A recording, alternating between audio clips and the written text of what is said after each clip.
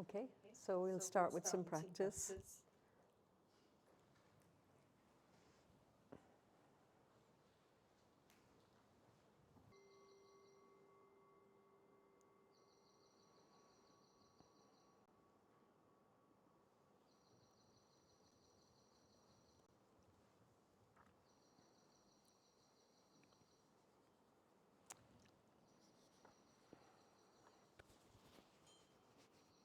Okay, another question.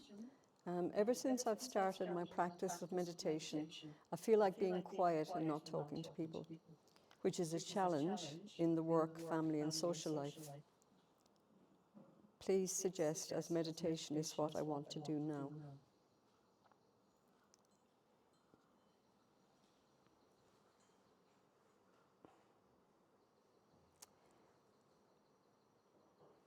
It's, again, this is very common. I mean, this is very common, and another very common one is I never want to meditate again.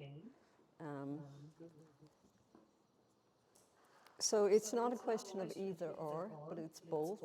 I mean, the formal practice is very valuable, but only to the extent that it enables us to be more available to others in the world, that we can bring it out into the world. And so one will inform the other.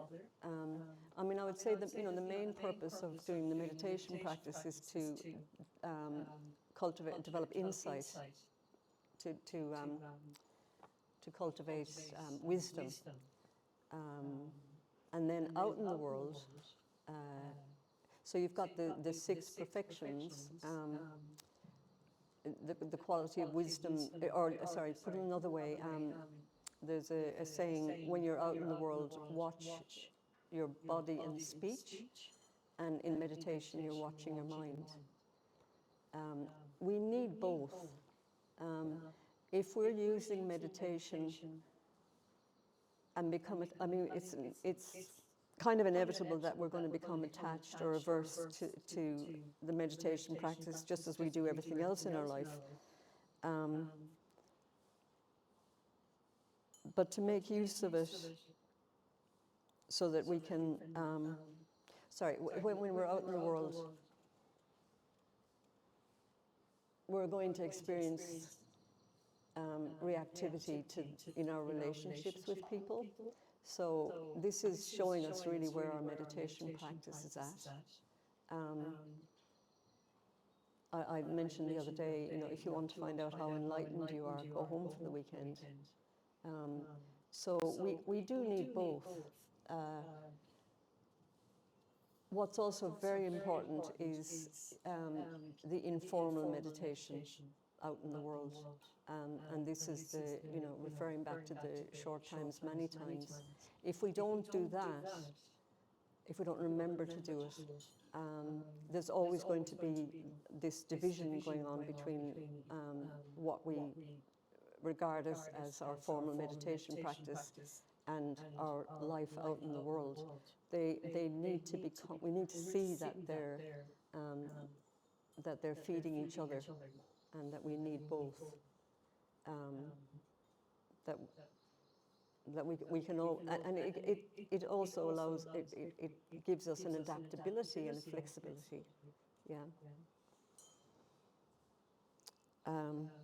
Yeah, if we become over-reliant on it, then it's just creating another boundary and limitation around how we are in the world.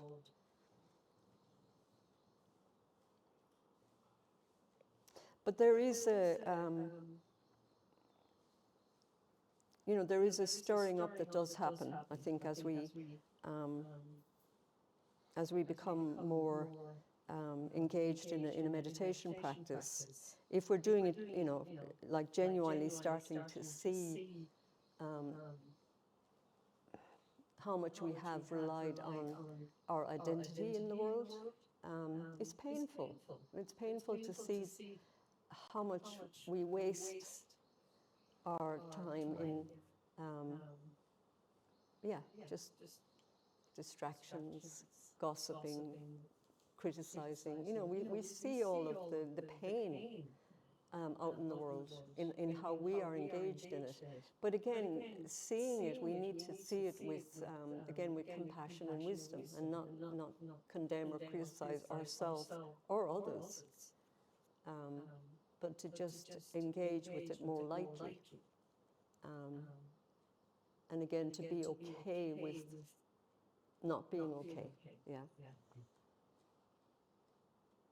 So it's kind of like, I guess, I often think what we're trying to do is open our hearts. And that implies that there's a breaking. The heart is breaking open. So there is going to be a sadness, but it's not a detachment. It's a sadness that should bring us closer to others as well. As we feel that pain of it, it should also enable us to recognize this is what everybody feels. Yeah? So that it should deepen our kinship.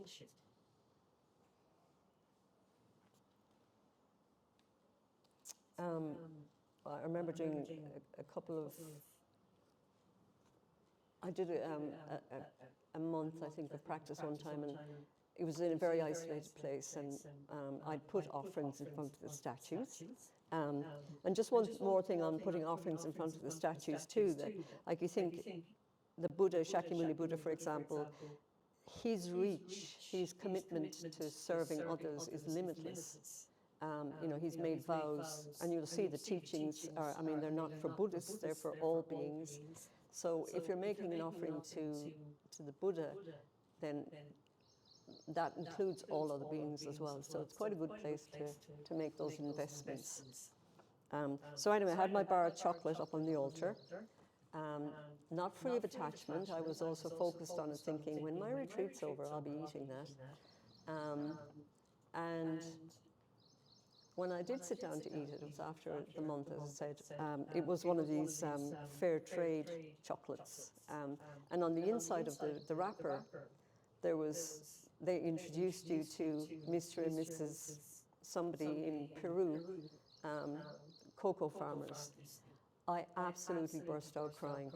I looked at them and I felt such love and such compassion for them. And it was such a shock because I didn't know they were inside the wrapper for that full month when I was looking at my chocolate, I didn't know they were in there waiting for me.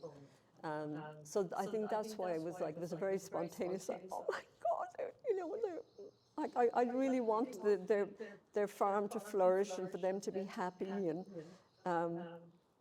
there was something very sweet about that. When we ask ourselves, like, is your practice improving? And it's very hard to know, but you will find, and it has to be a very long-term, open-ended, patient process. But you'll get moments like that where you're just like, oh wow, something did change, I never cried at the image of Peruvian cocoa farmers before. Probably the best I might have managed was to go, oh great, they helped me get my chocolate, now back to the chocolate. But yeah, it'll surprise you. So we do need to be connected in the world. We do need to, and also to be, as I said before, like, you got to find out where you're stuck, and you're not going to find it out often sitting on the meditation cushion. It's when you go back out into the world and bang, then you see it. So be happy to see it, and be open to having a curiosity about it. It's like, great, I'm seeing what's happening here.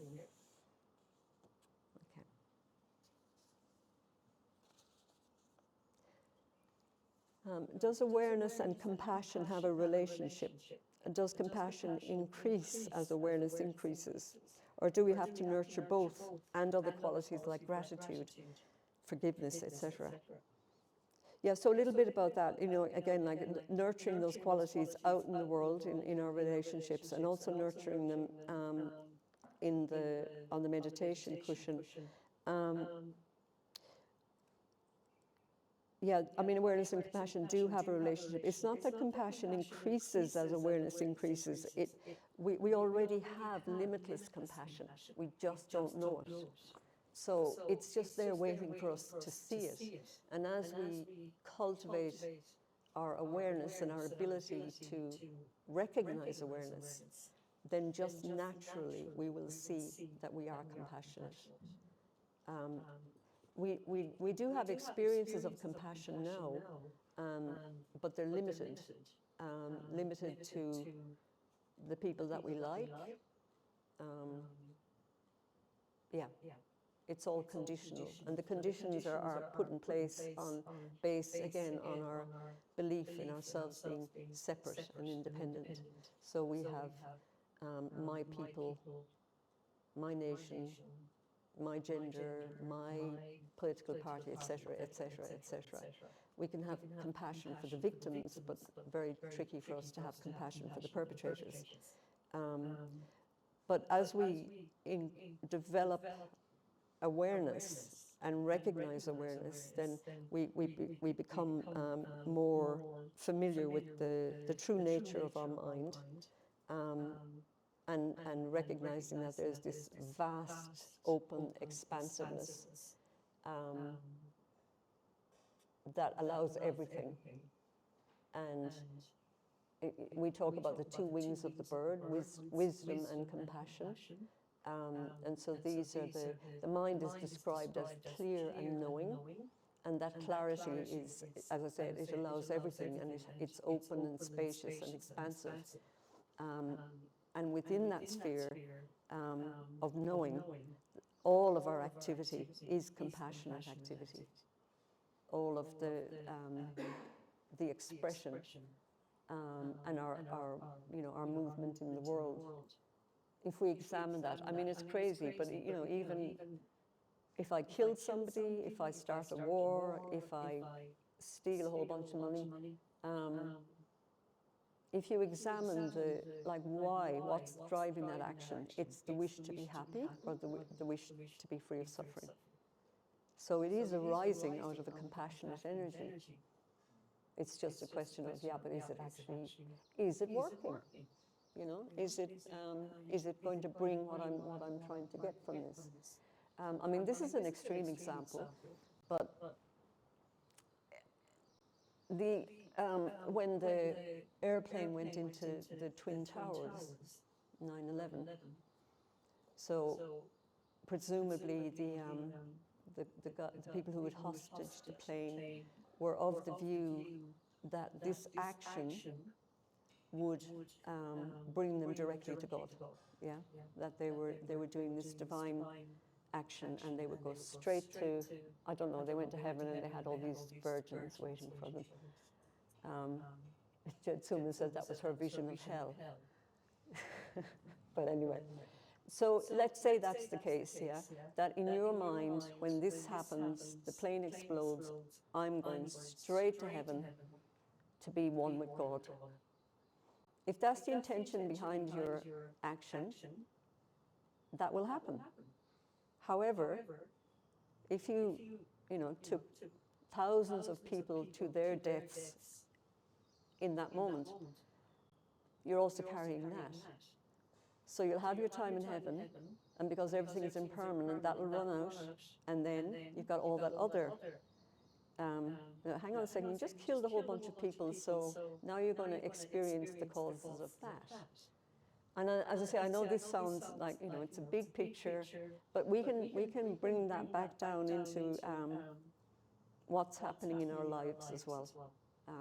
And we see that we move through very different experiences, psychological states, if you want to, forget hell realms and heavens and so on, but looking at psychological states, there are psychological states that feel heavenly, others that feel like hell realms in one lifetime. We can see it all playing out in our world. Where was I going with that? Awareness and compassion.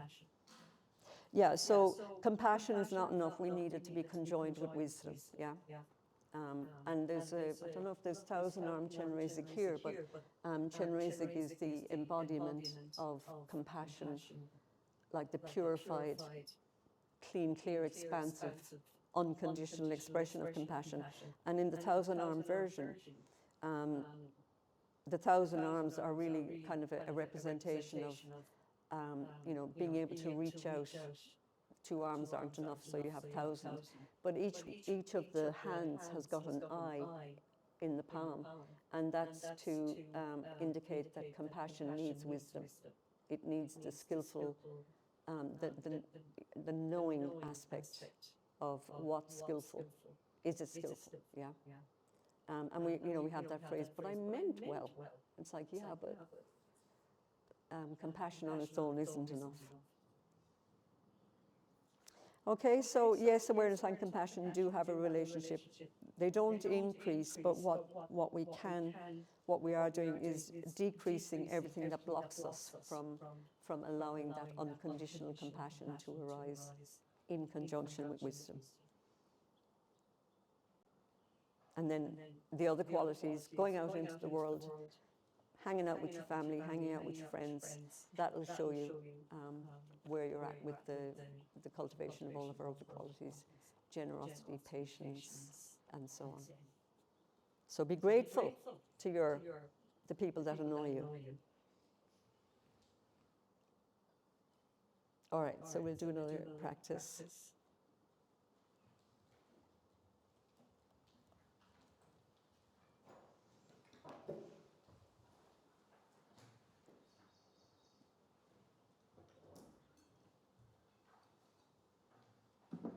And you don't need to go looking for people to annoy you, they'll find you.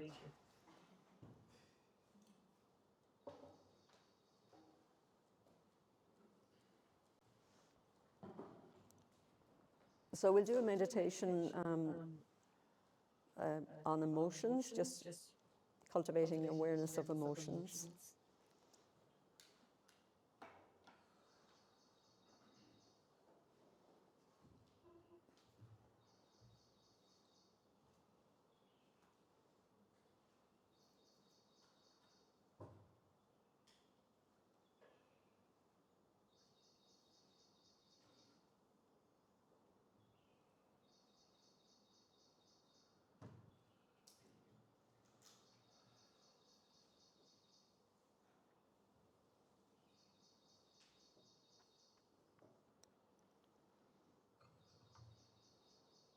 If you just want to, if you need to stand up for a moment, please do, you know, just have a stretch.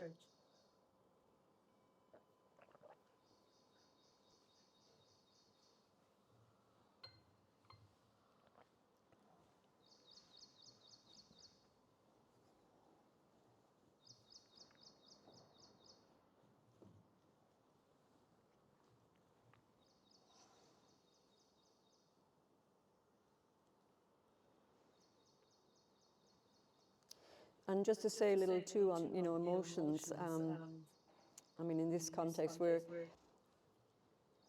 so we did an earlier meditation on thoughts, and I mean, emotions have got that. They have that thought aspect to them too, but quite often they'll also have a component of a feeling sensation in the body. So, and as we do this, if you want to, you can,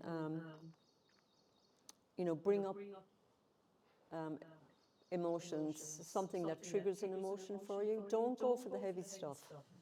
Don't go for anything too triggering. Just find something that's, you know, that's going to have some impact on you, and then you can just rest your awareness in that. And so, if there was, you know, if there's something that's just happened in your life, or that's happened sometime in your childhood or whatever, as I say, don't pick a big one, but pick something that's less triggering, and then just see how it's showing up in your body. See what sensations are there, and just, you know, just this awareness has just got a curiosity about it, and it's a loving awareness. Remembering that too, if it's and it doesn't have to be a negative emotion; it can also be something positive. But just to remember that this awareness has a loving intention to it. It's not cold, clinical, or detached. And so in that loving attention, there's also a healing that's happening just by virtue of our willingness to be with it.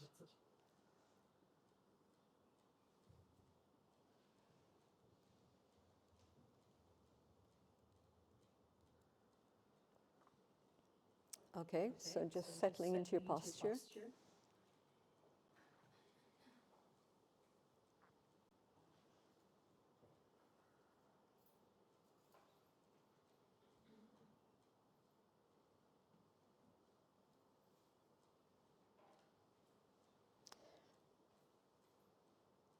And you may not have to go into the past as well, to bring up an emotion. There could be plenty happening from this experience of being on retreat as well, including emotions like boredom or anything. So just checking that you're sitting comfortably, that your back is straight.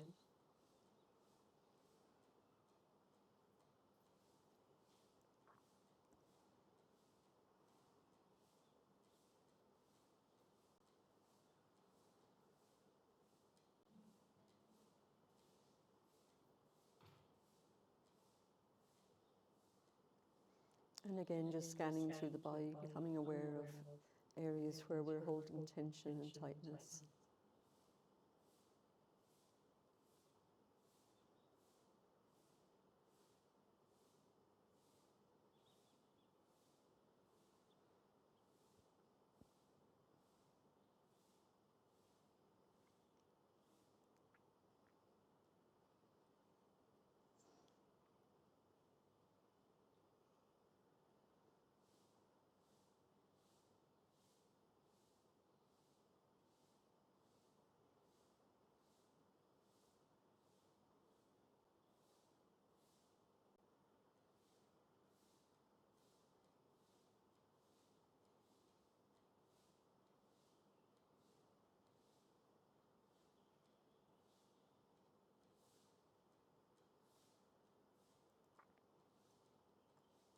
And just allow your mind to be open and present.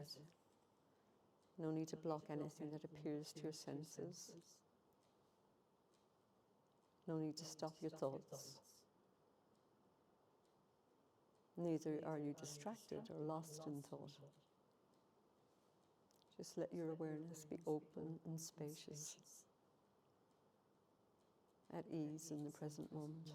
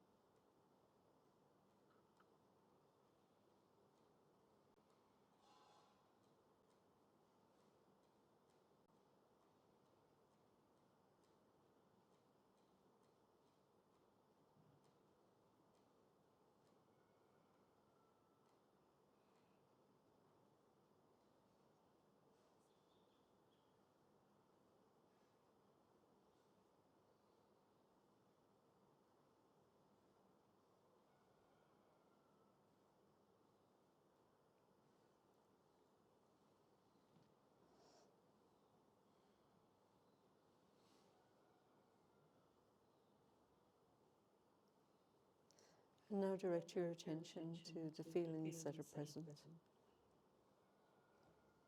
You can rest your awareness on any aspect of the emotion, including the feelings in your body, or thoughts and memories. You don't need to hold on to any or relax or analyze them. Just let them come and go naturally, observing them as they manifest in the moment.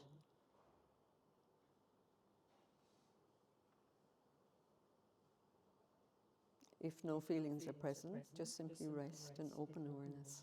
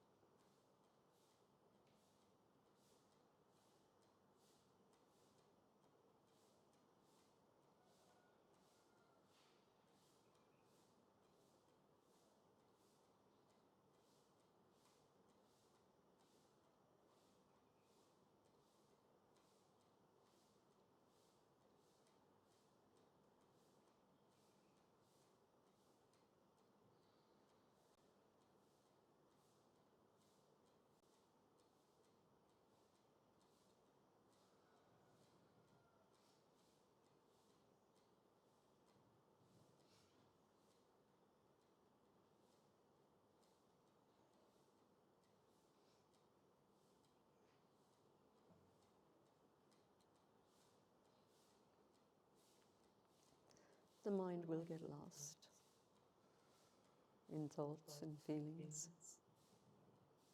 When you notice it's lost, simply bring it back to the present moment.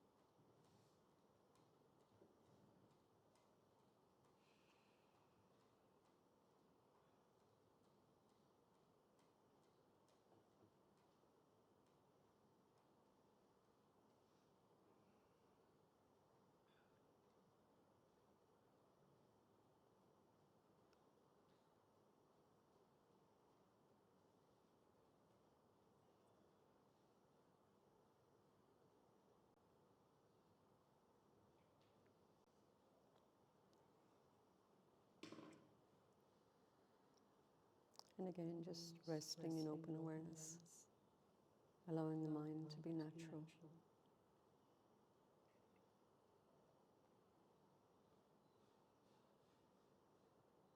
Accepting whatever arises in any of the sense doors.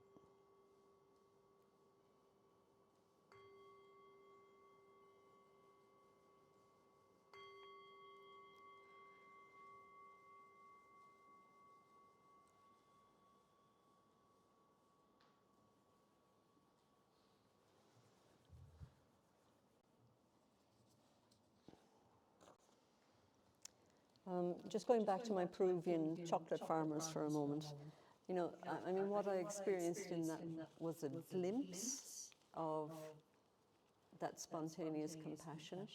Um, and really, the purpose of our meditation practice is to stabilize those glimpses.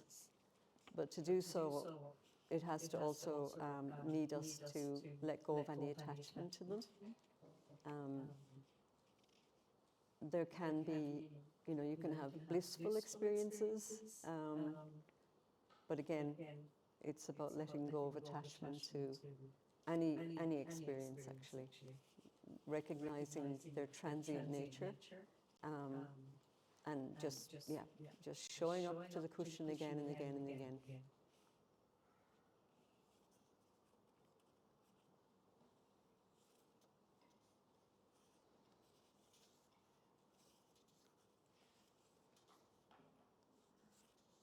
Trying to find a short one.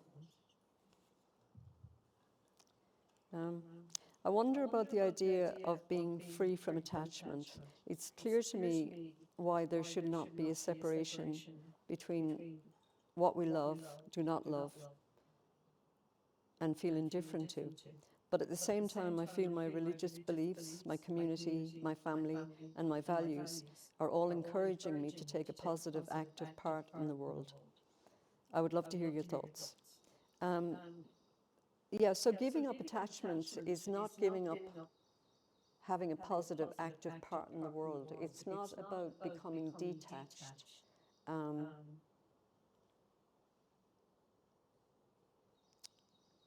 And also, yeah, so it's clear to me why there should not be a separation between what we love, do not love, and feel indifferent to.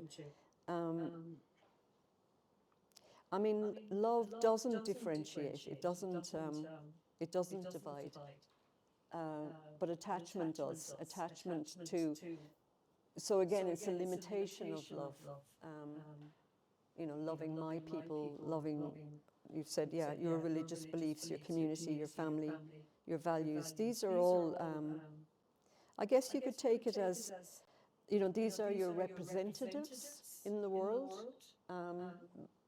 But then we have to also see the mind that differentiates between who you've decided that you're going to love and who you identify with. So these identifications are, I mean, they are valid and they are real, but they're also transitory. It's if we take them as solid and absolute truth that it becomes problematic. So yeah, I mean, giving up attachment frees us to love even more deeply, to be more available to our family, to our community, to our society.